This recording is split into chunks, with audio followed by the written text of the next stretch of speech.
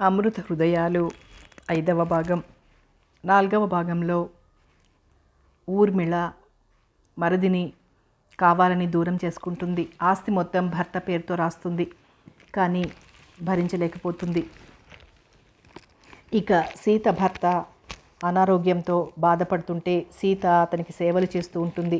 ఆ విషయం స్వయంగా వేణు వెళ్ళి తెలుసుకుంటాడు. కథ కొనసాగుతుంది. సీత ముందు నడుస్తూ అన్నది, మా డాక్టర్ని చూసి మీరు ముగ్ధులైపోతారు. ఎంత అందంగా ఉంటుందో, అంత మంచి మనస్సు. వెన్నెల్లో సజీవమైన శిల్పంలా నడుస్తుంటే వేణు ఆమె వంకే చూస్తూ సర్వాన్ని మర్చిపోయాడు. ఆమె ఏమన్నది వినపడలేదు అతనికి. వెన్నెల్లో మెరిసిపడుతున్న సీత అందాన్ని చూస్తూ మధురంగా వినిపిస్తున్న స్వరాన్ని వింటూ మంత్రముగ్ధుడిలా ఆమె వెనకే నడుస్తున్న అతని మనస్సు పులకించిపోయింది. ఆమె ఏమేమో చెబుతోంది. అతడు ఊ అంటున్నాడు. కొంచెం దూరం వెళ్ళిన తర్వాత ఆగిపోయిందామె. మీరు ఈ లోకంలో ఉన్నారా అసలు? నీ వెనకే వస్తున్నానుగా. తడబడిపోయింది అతని స్వరం. మరి మా డాక్టరమ్మ పేరేమిటో చెప్పండి. మీ డాక్టరమ్మ పేరు నాకెలా తెలుసు? మరి ఇంతవరకు విన్నదేమిటి మీరు? అతని నోట మాట రాలేదు. ఆమె ముఖం వైపు చూస్తూ ఉండిపోయాడు. ఆమె పేరు విజయ. మీతో పాటే చదివిందట వైజాగ్లో. మిమ్మల్ని అదే మీరు ఆమెకి బాగా పరిచయమని కూడా చెప్పింది. అక్కయ్య తగిన చెల్లెలవుతుంది. మీకు భార్యగా రాదగిన శుభలక్షణాలన్నీ ఉన్నాయి ఆమెలో. తనని చూడక్కర్లేదు, నేను చెప్పేశానులేండి మీ గురించి సీత అన్నది. నేనిచ్చిన ఉంగరం ఏది సీత? వేణు మరో లోకంలో ఉన్నాడని గ్రహించి సీత ఇంటిదారి పట్టింది. తన గది తలుపు తీసి అన్నది, రండి మహానుభావ, మీకు నిద్రొస్తోందని చెప్పకుండా దారంతా నన్ను ఆట పట్టించారు. పడుకోండి. రేపొద్దున్నే విజయని చూపిస్తాను. మరో మాట, తాను నాకు తెలుసు. చిన్నప్పుడు కలిసి చదువుకున్నాం. సరేలే, రేపు చెప్తానులేండి. పడుకోండి. మంచినీళ్ళు కూడా మంచం పక్కనే పెట్టాను. ఫ్యాన్ కూడా ఉంది. హాయిగా నిద్రపోండి. నేను వెళ్తున్నాను. నువ్వెక్కడ పడుకుంటావు సీత? విజయ వాళ్ళ అమ్మగారు ఊరికెళ్లారు. తోడుగా పడుకోమన్నది. నీతో మాట్లాడాలి. కొంచెంసేపు కూర్చోగలవా? వేణు ఆమె కళ్ళల్లోకి చూస్తూ అడిగాడు. మీ ఉంగరం సంగతి ఏమనుకుంటానో.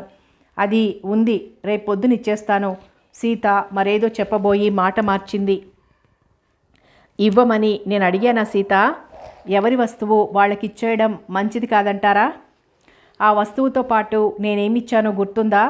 నా జీవితాన్ని ఇలాగే గడిచిపోనివ్వండి. నాకిప్పుడు పెద్ద ఆశలేమీ లేవు.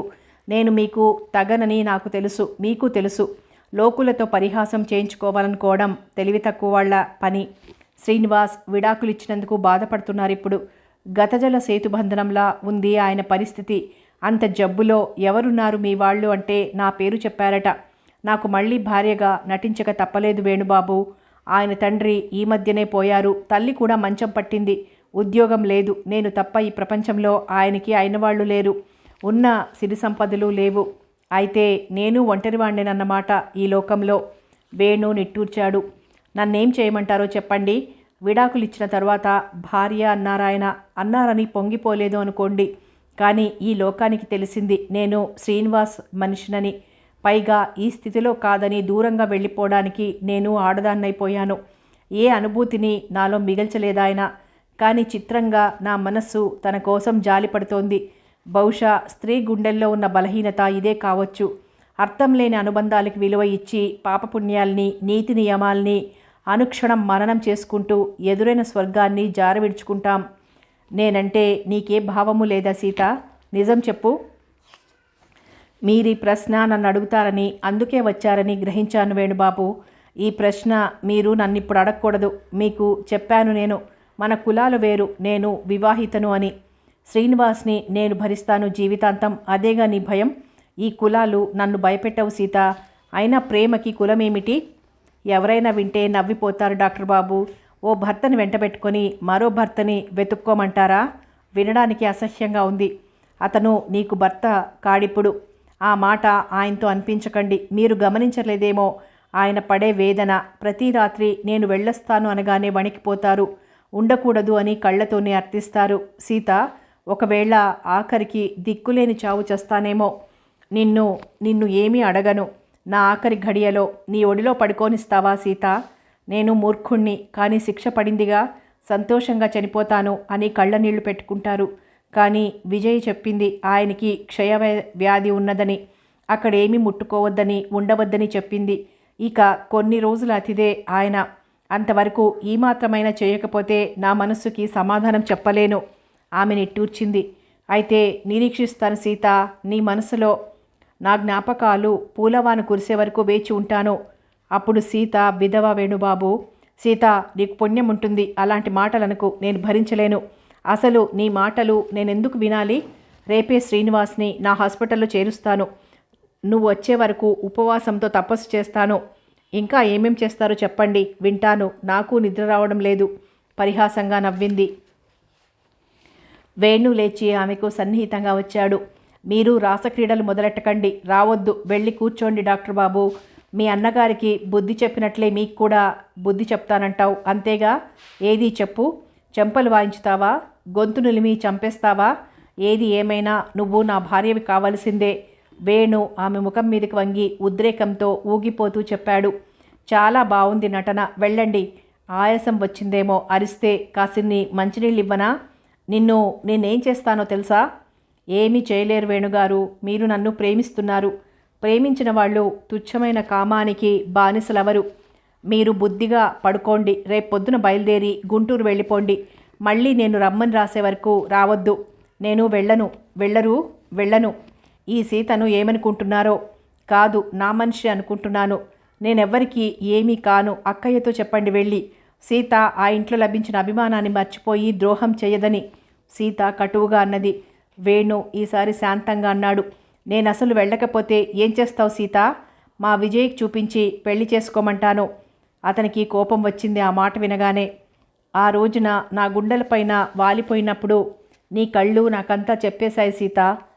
ఎన్ని క్షణాలు నిన్ను నువ్వు మర్చి పరవశత్వంలో అలాగే ఉండిపోయావో నేను మర్చిపోయాననుకున్నావా? ఈ లోకం ఏదో అంటుందని నన్ను దూరం చేసుకుని నువ్వు బ్రతకలేవు సీత. నా మాట విను. శ్రీనివాస్ కూడా చెప్పాడు, నీ బాధ్యత నాదేనని చెప్పాక తృప్తిగా నిట్టూర్చాడు. నీకంత భయమైతే కాశ్మీర్ వెళ్ళిపోదాం పదా. అక్కడ నా స్నేహితుడున్నాడు. హాస్పిటల్ ఓపెన్ చేయమని ఎప్పటినుంచో అడుగుతున్నాడు. అబ్బబ్బా, ఈ గోల నేను భరించలేను. సీత చెవులు మూసుకుంది. అయితే వస్తున్నట్లేగా? ఎక్కడికి? ఎవరితో? నాతోనే. వచ్చే జన్మలో చూద్దాంలేండి. నన్ను వెళ్ళనివ్వండి. ఇప్పటికే పొద్దున్నే విజయ చూసి పెళ్ళికొడుకైపోతారు. నవ్వింది సీత. వేణు లేచి గుమ్మానికి అడ్డంగా నిల్చున్నాడు. విజయనే పిలిచి చెబుతాను. సిగ్గులేదు? మళ్ళీ డాక్టర్ వెక్కిరించింది. నేను వేణుగోపాలుని, డాక్టర్ని కాదు. చాలేండి, తప్పుకోండి. మా శ్రీనివాస్ గారికి నయం చేస్తే వస్తాను. అది నయమయ్యే వ్యాధి కాదు. అతడు బాగా తాగి ఆరోగ్యాన్ని పాడు చేసుకున్నాడు. కుళ్ళు బుద్ధి పోనిచ్చారు కాదు. ఈ సీతని పిచ్చిదాన్ని చేయకండి. ఆయన ఉన్నన్నాళ్ళు మీరు నాకేమీ కారు. ఆ తరువాత కూడా నేనెవ్వరికీ ఏమీ కాదలుచుకోలేదు. సీత అతన్ని తప్పుకుని క్షణంలో బయటికి వెళ్ళిపోయింది. చూస్తానుగా, జీవితాంతం ఇక్కడే ఉండిపోతాను. వేణు మొండిగా అన్నాడు ఆమెనే చూస్తూ. ఆమె కళ్ళు నవ్వాయి అందంగా ఆ మొండితనాన్ని చూసి. వేణు ఆ రాత్రంతా ఆలోచించాడు. సీత గుండెల్లో దాగి ఉన్న రహస్యం అంతుబట్టలేదు. ఎంత ఆలోచించినా. ఆమె ఉదయాన్నే లేచి వచ్చింది. అతడింకా పడుకునే ఉన్నాడు. సీత రాగానే కళ్ళు విప్పాడు. అదేమిటి కళ్ళలా ఎర్రబడ్డాయి? రాత్రంతా నిద్రపోలేదా మీరు? నువ్వు నన్ను నిద్రపోనిస్తేగా. చాలండి మీ పరిహాసం. ఎవరైనా వింటే కథలల్లుతారు. మధ్యన నేనెందుకు? మీకు నిద్ర రాలేదేమో. కొత్త చోటు కదా. సీత నిజాన్ని వెలికిదీయదలుచుకోలేదని అతనికి తెలుసు. ఆ మాటల్లో స్పష్టంగా తెలిసిపోయింది. నువ్వున్న చోటు నాకు కొత్తది కాదు సీత. ఈ పని మన హాస్పిటల్లోనే చేయొచ్చు కదా. నువ్వు ఇంత త్వరగా నేర్చుకుంటావని నాకు తెలియదు. నర్సు పని. వేణు అన్నాడు. నేనేమీ నర్సుని కాబోవటం లేదులేండి. చిన్ననాటి నేస్తం గనక ఓపిగ్గా నేర్పింది నేర్చుకున్నాను. ముందు నాకు కాఫీ కావాలి. ఏమిటి ముఖం కడగరా? Bed coffee అలవాటైందేమిటి? అక్కయ్యకి చెబితే వీపు విమానం మోత మోగిస్తుంది. తల పగిలిపోతుంది సీత. అవన్నీ తర్వాత వింటాను. వేడివేడి కాఫీ ఒక కప్పు ఇవ్వు. అతడు కణతలు నొక్కున్నాడు. ఏది చూడనివ్వండి. జ్వరం తగిలిందా? టైఫాయిడ్ వచ్చిందన్నారు కదా. ఇంతలోనే ఈ ప్రయాణం ఎందుకు చెప్పండి? ఈ సీత ఎక్కడికి పారిపోతుంది మీకు కనిపించకుండా? టెంపరేచర్ ఉంది, పదండి విజయ్కి చెప్దాం. సీత కంగారు పడింది, నుదుటి మీద చేయి వేసి చూస్తూ. అతడు తన స్పర్శకి లోలోన చిలిపి ఊహల్ని పిలిచి అల్లరి పట్టిస్తాడేమోనని వెంటనే చేతిని తీసివేసింది. కానీ అతడు కళ్ళు కూడా తెరిచి చూడలేదు. ఆమె అంత చేరువగా వచ్చినా. పోనిద్దు, జ్వరం తగిలినంత మాత్రాన చస్తారా ఏమిటి? అలా జరిగితే మరీ మంచిది. ఈ బాధలన్నీ లేకుండా స్వర్గానికి పోవచ్చు. సీత కళ్ళు చెమ్మగిల్లాయి. అతని బాధను చూడలేక, అతని మనస్సులోని ఆవేదన తన కోసమేనని తెలిసి దూరంగా ఉండలేక, తానెంత నరకాన్ని అనుభవిస్తోందో అతనికి చెప్పుకోవాలన్నంత ఆవేశం వచ్చింది. వేణు, నేనేం చెయ్యను? నా మనస్సు నన్ను వేధిస్తోంది. నిన్ను పోగొట్టుకోనూ లేను, నీకు చేరువుగా రానూ లేను. ఈ సంఘానికి ఏం సమాధానం చెప్పను? ఆమె మనస్సు ఆక్రోశిస్తోంది. మీకీ మధ్య నన్ను వేధించితే గాని హాయిగా ఉండడం లేదనుకుంటాను. ఉండండి, కాఫీ తెస్తాను. సీత విజయన్ తీసుకొచ్చింది. చూడు తల్లి, మా దేవుణ్ణి టైఫాయిడ్ తిరగబెట్టిందేమో. విశ్రాంతిగా కూర్చోక ఇక్కడేదో ముంచుకుపోతుందని పరిగెత్తుకొచ్చారు. సీత స్వరం మధురంగా వినిపిస్తోంది. విజయన్ తీసుకురావడం అతనికి ఏమాత్రం నచ్చలేదు. కోపంగా లేచి కూర్చున్నాడు. హలో విజయ, బావున్నావా? రాజు చెప్పాడు నువ్వు హాస్పిటల్ ఓపెన్ చేశావని, కానీ ఇక్కడని తెలియదు. పైగా మా సీతాదేవి మీ నేస్తమని తెలియదు. నవ్వాడు మర్యాద కన్నట్లు. మీరేమీ మారలేదు, ఇలాగే మొండిగా ప్రవర్తించి హాస్టల్ని ఓ కొలిక్కి తెచ్చాడు సీత. ఓ రాత్రి వాంతులై స్పృహ తప్పిపోయారని మేమందరం గాబరా పడుతూ డాక్టర్ని పిలుచుకొస్తే అంతలో లేచి కూర్చొని, నమస్కారం సార్, నాకేం మందులక్కర్లేదు, ఇక చావను అన్నారు. అదంతా వాళ్ల వదిన మీద కోపమట. శీఘ్రంగా ఉత్తరం రాయలేదని విజయ టెంపరేచర్ చూస్తూ చెప్పింది. నీకింకా గుర్తుందన్నమాట. సీతకు చెప్పావుగా, ఇక మా వదినకు రాసేస్తుందిలే కవిత్వం మళ్ళీ. ఎలా ఉంది విజయ? టెంపరేచర్ ఎక్కువగానే ఉంది కదూ? సీతకి అతని ఆరోగ్యం గురించి దిగులు పట్టుకుంది. ఆహా, మీ దేవుడు మళ్ళీ పడక పెట్టేటట్లే ఉన్నాడు ఇక్కడ. భయపడకు సీత, నేనున్నానుగా. విజయ హామీ ఇచ్చింది. మీ ఇద్దరికి వేల నమస్కారాలు పెడతాను. నన్ను వెళ్ళిపోనివ్వండి. మా వదినకి కబురందిస్తా, వెళ్ళి తనే చూసుకుంటుంది. వేణు ఆ ఇరువురు తన పసిపిల్లవాడి మనస్తత్వానికి నవ్వుకుంటారని కూడా ఆలోచించకుండా వదినని గుర్తు చేశాడు. ఆవిడేం చేస్తారండి బాబు, నేను డాక్టర్నని మీకు గుర్తులేదా ఏమిటి? సీత, కాఫీతో పాటు క్యాప్సిల్స్ పంపిస్తాను, నీ చేత్తో మింగించు. ఈయనగారు విసిరి పారేస్తానేమో. విజయ వెళ్ళిపోయింది. మాట్లాడకుండా పడుకోండి. అయ్యయ్యో, లేస్తారెందుకు? సీత వారించబోతుంటే అతడు ఆమె చేతినందుకొని లేస్తూ భళ్ళున ఆమెపైనే వాంతి చేసుకున్నాడు. చీరంతా పాడైపోయింది. నీ చీర పాడు చేశానే, ముందు స్నానం చేసిరా, వెళ్ళు. వాంతి అవుతుందని అనుకోలేదు సీత. కళ్ళు తిరిగినట్లుంటే లేచి కూర్చుందామని. ఇప్పుడు మిమ్మల్ని ఎవరు సంజాయిషి అడగలేదులేండి. ఇందా మంచినీళ్లు తాగండి. మంచినీళ్లు అందించి చీర మార్చుకొస్తానని వెళ్ళిందామె. అతడు నీరసంగా కళ్ళు మూసుకుని పడుకున్నాడు. స్నానం చేసి తెల్లని వాయిల్ చీర కట్టుకొచ్చింది కాఫీ తీసుకొని. ఇప్పుడు నాకేమీ తాగాలనిపించడం లేదు సీత, కాసేపు పడుకోనివ్వు. ఆ క్యాప్సుల్ ఇలా ఇవ్వు. మందు వేసుకుని పడుకున్నాడు మళ్ళీ. పోనీ బత్తాయి రసం ఇవ్వమంటారా? ఏమి వద్దు. అమృతాంజనం ఉందా? తల పగిలిపోతోంది. ఉంది. ఆమె అమృతాంజనం సీసా తెచ్చి స్టూల్ మీద పెట్టింది. రాయి సీత, బాగా రుద్దు. సీత క్షణంసేపు అలాగే నిలబడిపోయింది. అమృతాంజనం రాయడానికి అతని పక్కనే కూర్చోవలసి వస్తుంది అంత ఆత్మీయత లోపల ఉన్న పైకి ప్రదర్శించడం ఆమెకిష్టం లేదు. అందుకే ఏమీ తోచక అలాగే చూస్తూ ఉండిపోయింది. అబ్బా, ఏమిటి సీత? లేదా? అతడు కళ్ళు తెరిచాడు. స్టూల్ మీదున్న సీసాను చూసి కనుబొమ్మలు ముడిచాడు. విజయ, విజయ, పెద్దగా కేకలు పెట్టాడు. ఏమిటి? ఏమైంది సీత?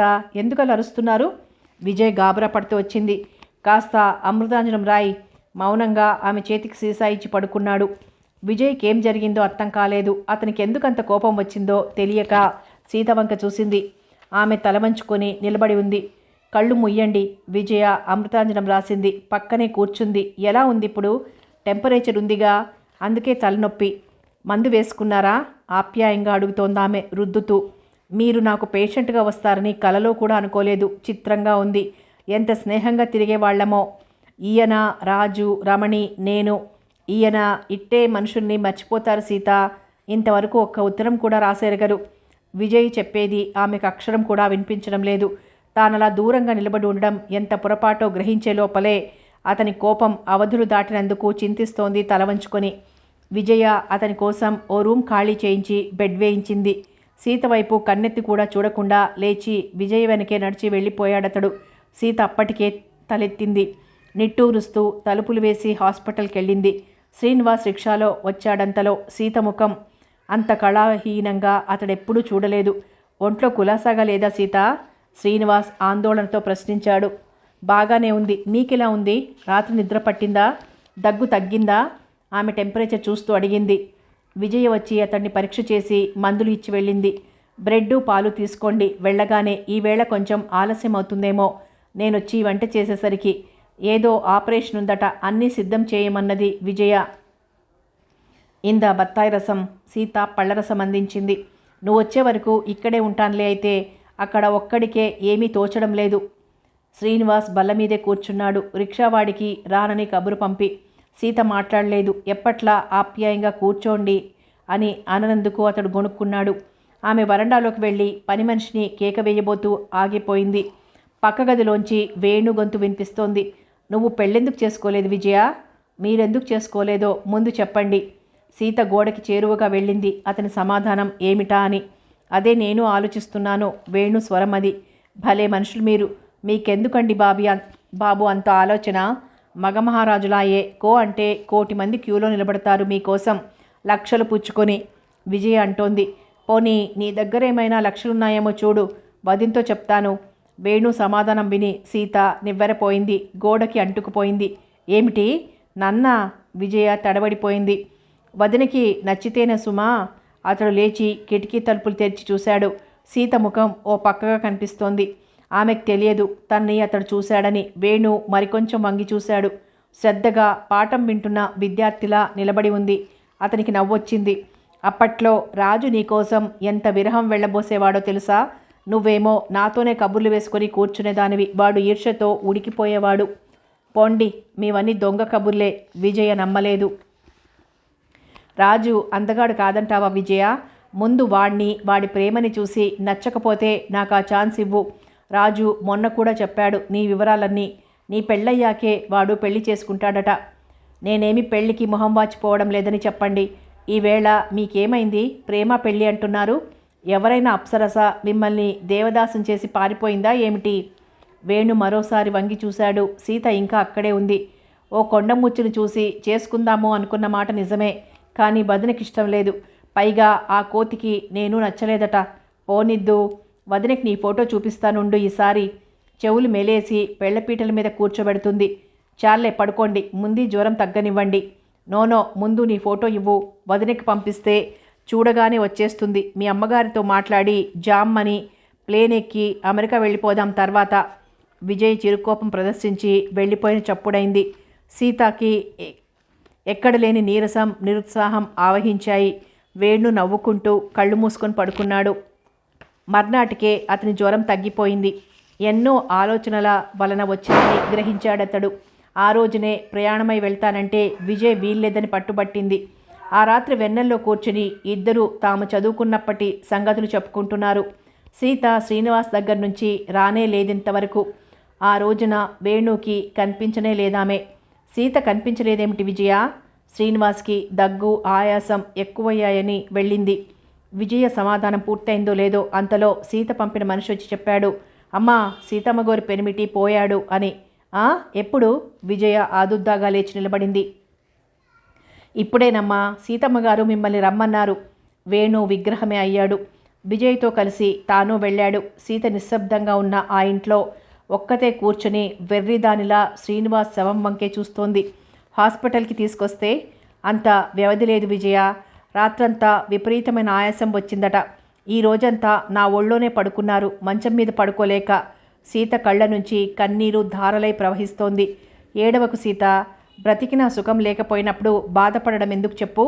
సీత విజయ భుజాల మీద వాలిపోయి నిశ్శబ్దంగా ఏడవసాగింది. వేణు మౌనంగా చేయవలసిన ఏర్పాట్లన్నీ చకచకా చేయించాడు. విజయ్ని పిలిచి ఏమేం కావాలో అడిగి తెప్పించాడు. శ్రీనివాస్ మరణం సీతని ఎంతగా కృంగదీసిందో కానీ ఆమె అనుక్షణం కన్నీరు పెడుతూనే ఉంది. దహన క్రియలు ముగిశాయి. ఆయనలో చివరి ఘడియల్లోనూ నా కోసం ఎంత అనురాగం ప్రవహించిందో. ఒక్క ఘడియ కూడా నన్ను కదలనీయలేదు విజయ. నా కళ్ళల్లోకి చూస్తూనే నన్ను పిలుస్తూనే ఈ లోకాన్నించి వెళ్ళిపోయారు. మనుషులు ఎంత బలహీనులో చూడు. మరణం ముందు ఎన్నెన్ని అఘాయిత్యాలు, ఎంత విశృంఖలత్వం, ఎంత ద్వేషం. ఇప్పుడు నేను తప్ప మరొకరిని కూడా ముట్టుకోకూడదన్న అంత ప్రేమతో, నిగ్రహంతో నాలో తీరని వేదన మిగిల్చి వెళ్ళిపోయారు. సీత విజయ్తో మనసులోని బాధ విప్పి చెప్పింది. వరండాలో నుండి విన్నాడు వేణు.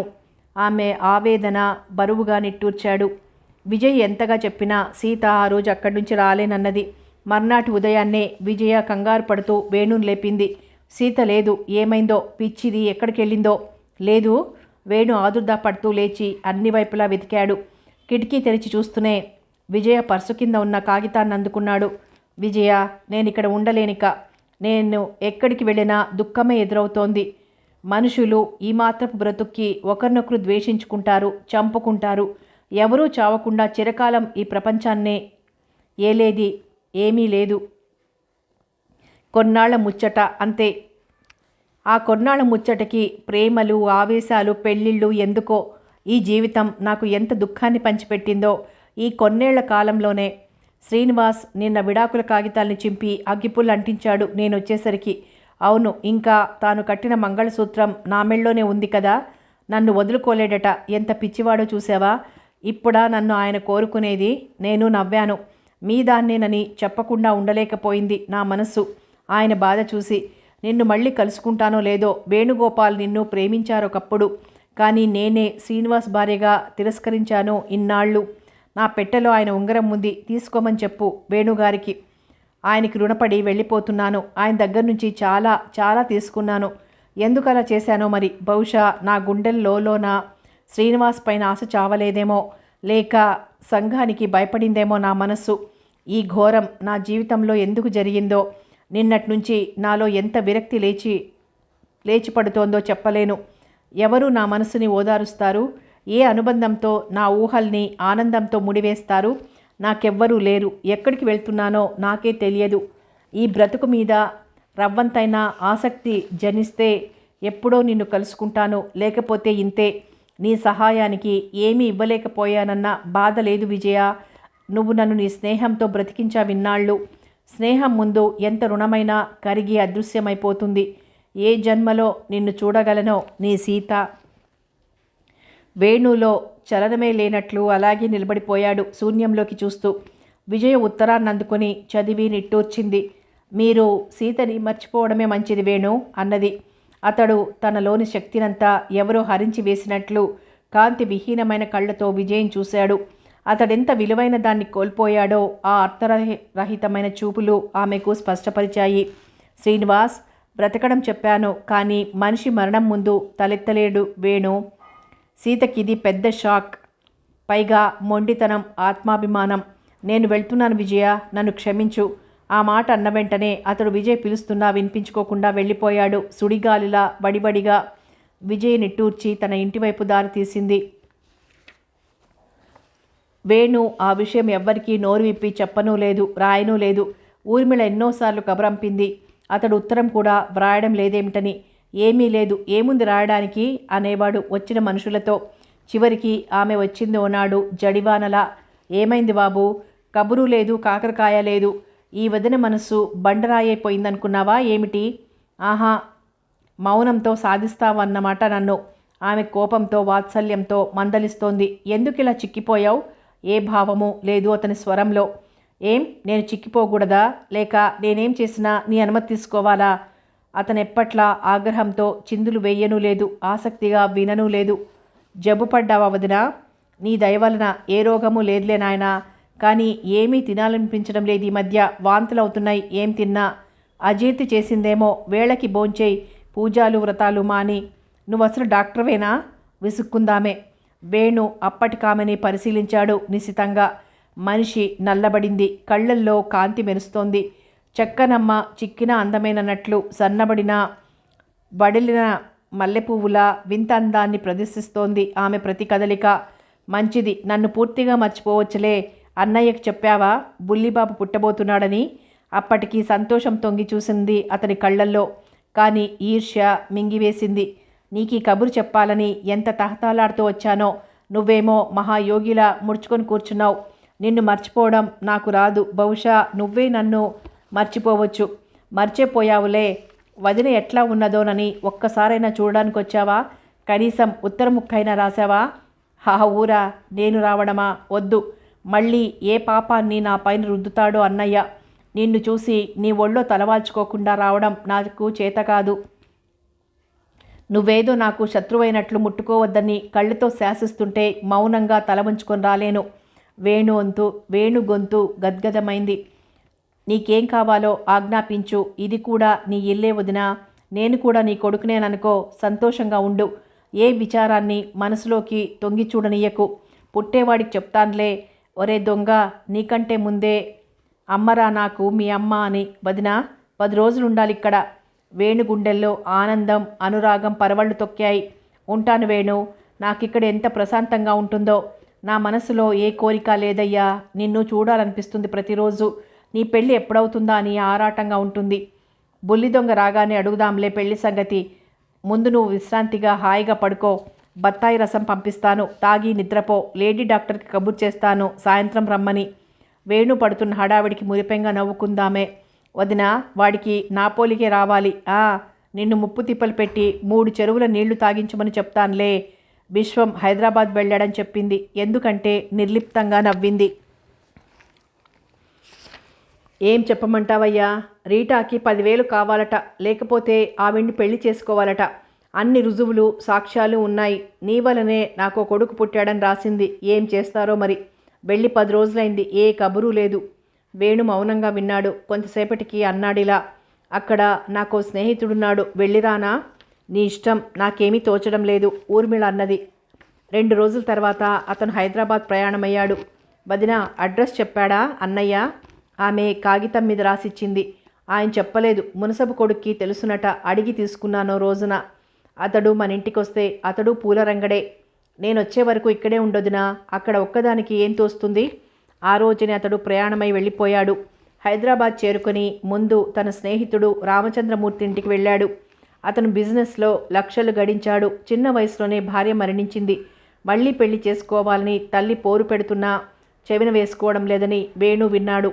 ఎందుకురా వేణు, ఆడది మళ్ళీ పెళ్లి చేసుకోకూడదు. మగవాణ్ణి కనుక నన్ను గుండెల్లేని కసాయివాడు అనుకుంటోంది అమ్మ. 2 ఆడపిల్లనిచ్చింది రాజ్యలక్ష్మి. వాళ్ళు చాలరు నన్ను చూడ్డానికి. ఈ మధ్యనే ఓ అమ్మాయిని అన్ని పనులకి ఏర్పాటు చేసుకున్నాం. మంచి మనిషి. పొరపాటును కూడా నా వంక తలెత్తి చూడదు. పాపం ఆమె కూడా విధవే. తెల్లటి చీర, తెల్లటి జాకెట్, ఇవే ఆమె విలువైన వస్త్రాలు. మల్లె పువ్వులా నిర్మలంగా ఉంటుంది. మా పాపలిద్దరికీ తల్లి లేని కొరత తీరిపోయింది. ఆమె అంగీకరిస్తే ఈ ఇంటికి గృహలక్ష్మిగా చేయడానికి నా మనస్సు తహతహలాడిపోతుంది. అడిగితే ఏమంటుందో మరి. వేణు విన్నాక నవ్వాడు. అట్టే చూస్తే నీకు ఆ అమ్మాయి అంటే ప్రేమతో పాటు భయం కూడా అనుకుంటానే. భక్తి కూడా ఉంది రోయ్. స్త్రీ పూజనీయురాలని ఈమెను చూడగానే అంటారు ఎవరైనా సరే. రామచంద్రమూర్తి వంట ఇంటి వైపు చూస్తూ మెల్లగా అన్నాడు. ఎంత నిశ్శబ్దంగా నడుస్తుందో చూడు. కాఫీ పంపించడానికి ఆమె చేతులు మాత్రమే కనిపిస్తాయి మనకి. ఆ వంట ఇల్లు దాటి రాదు నేనున్నంతసేపు. ఎవరైనా అతిథి దేవుళ్ళు వచ్చారంటే నిశ్శబ్దానికే నిశ్శబ్దమైపోతుంది. చూద్దామన్నా కనిపించదు హాల్లో. కొంతమంది అలాగే నిరాడంబరంగా నిశ్శబ్దంగా ఎదుటి వాళ్ళని ఆకర్షిస్తారు. ఇంతకీ ఆమె పేరేమిటి? వేణు ప్రశ్నించాడు. అయ్యో రామ, అది కూడా చెప్పనన్నదిరా బాబు. ఏ పేరైతే ఏం ముందులేండి. పాపలిద్దరికీ నచ్చిన పేరేదో అదే పెట్టుకుంటాను అన్నది. వీళ్ళేమో మాధవి అని పిలుస్తారు. మా పెదనాన్నగారి అమ్మాయి పేరు మాధవి. కాస్త ఈమెలాగే ఉంటుంది. నేను అలాగే పిలుస్తున్నాను. ఆ రోజున అతడు భోజనం చేసి మాధవి కనిపిస్తుందేమోనని కుతూహలంగా చూశాడు.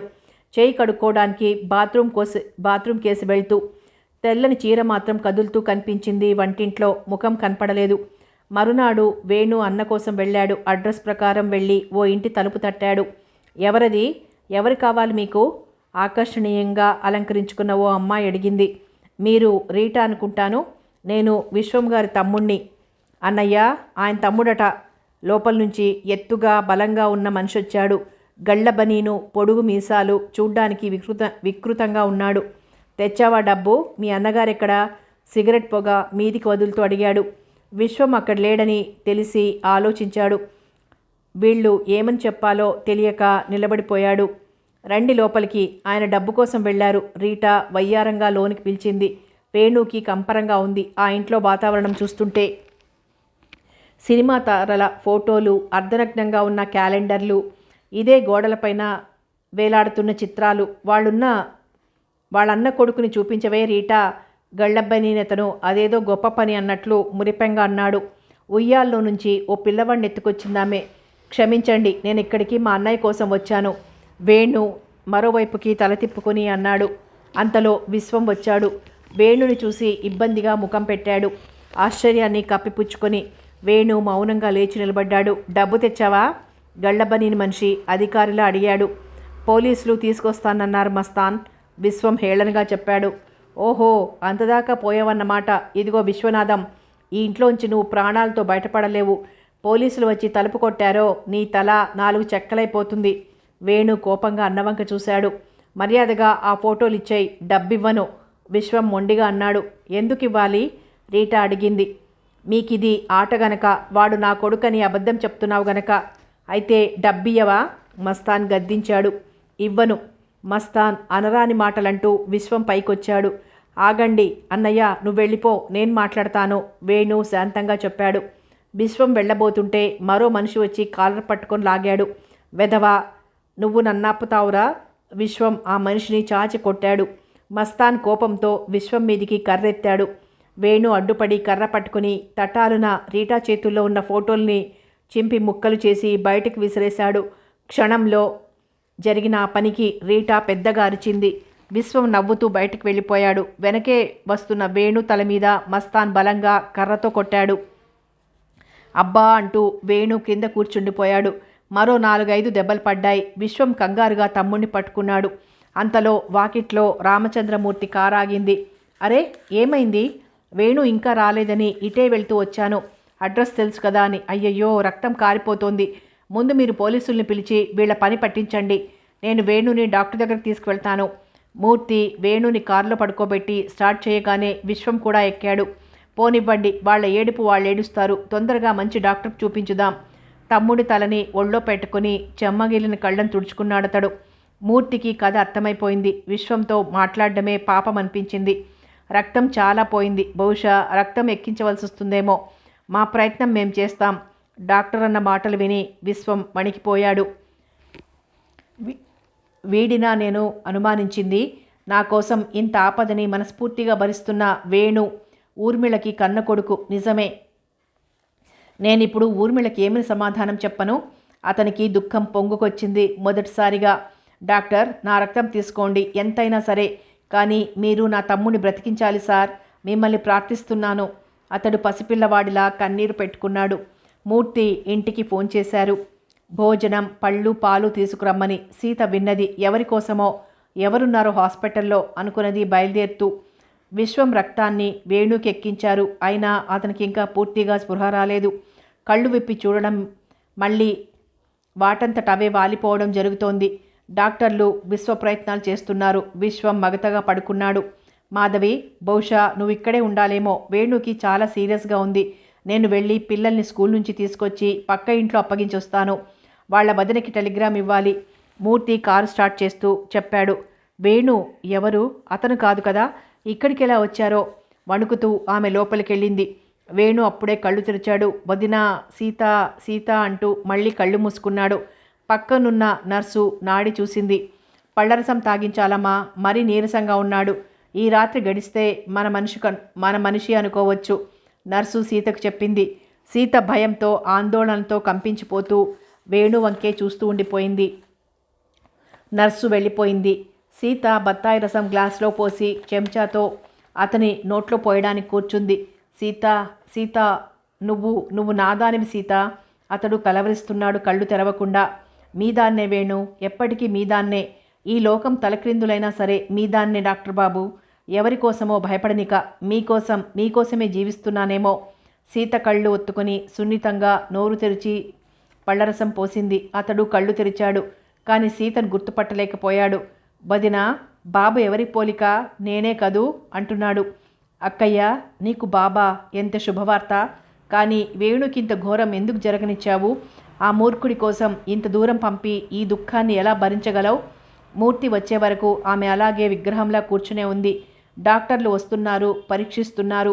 వారికేమీ ప్రమాదం లేదుగా డాక్టర్? మీరెవరమ్మా? వేణుకేమవుతారు? ఆయన భార్యవా? పాపం, ఒకటే ఏడుపు పొద్దుట్నుంచి.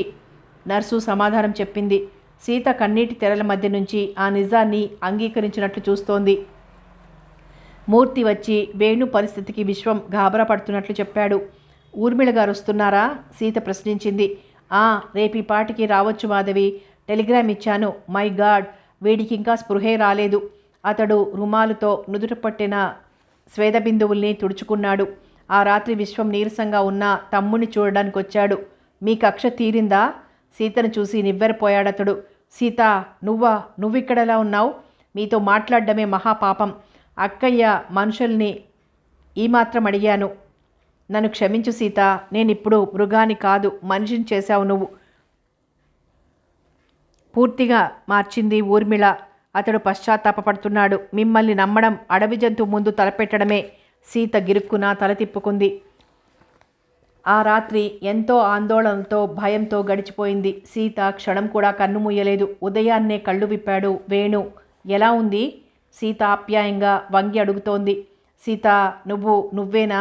కల కాదు కదా? నన్ను క్షమించు సీత. విజయం చేసుకోలేదు, నిన్నాట పట్టించడానికి అన్నాను. వేణు సంతోషంతో నీరసాన్ని విస్మరించి చెప్పాడు. మీరిప్పుడు మాట్లాడకూడదు. అవన్నీ తర్వాత వింటాను. మళ్ళీ ఎక్కడికి?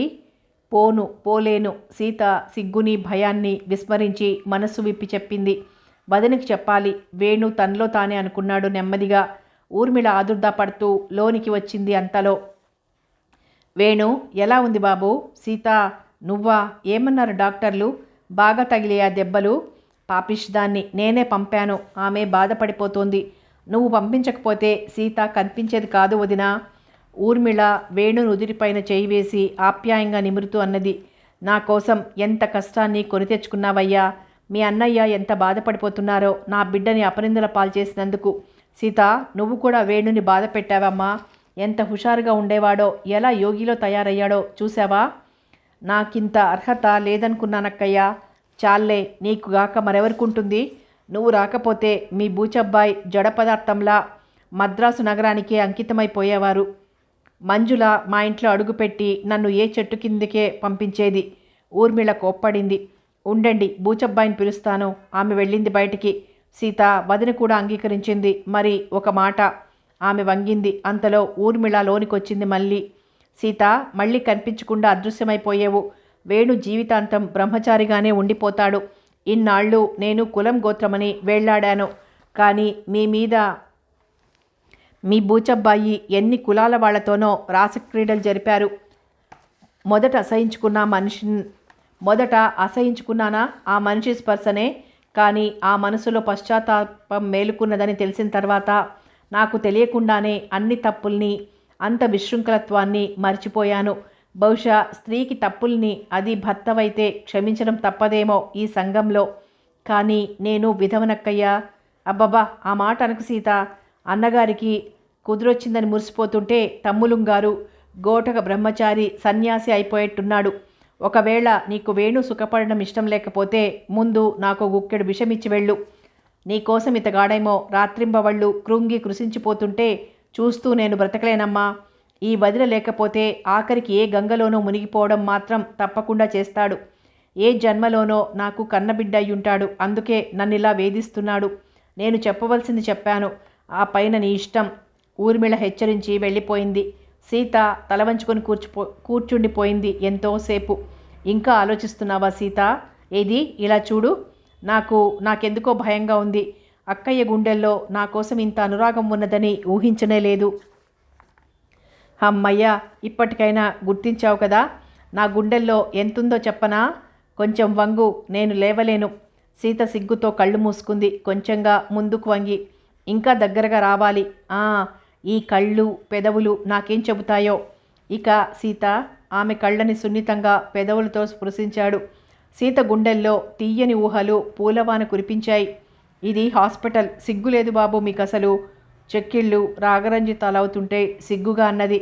పోనీ మరి మన ఇంటికి వెళ్ళిన తర్వాత తీయని కబుర్లు చెప్తావా? అంతవరకు ఒక చిన్న గుర్తు. వేణు ఆమె ముఖాన్ని తన చెక్కిలిపై ఆంచుకున్నాడు.